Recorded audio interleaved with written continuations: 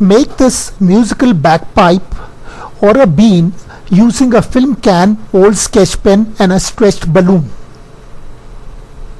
Take a old sketch pen, remove its tip, the back end, and remove the cartridge, so it will be just an empty tube. With the help of a scissors, make 2 small holes. Take a film can and with the scissors make a hole in its base. The hole should be large enough to press fit the pen. Now take the sketch pen and push it very tightly in the film can. There should be no leakage between the sketch pen and the can.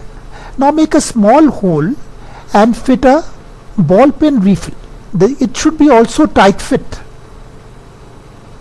Then take a cut balloon, a torn balloon, and stretch it on the mouth of the film can and secure it in place with a rubber band.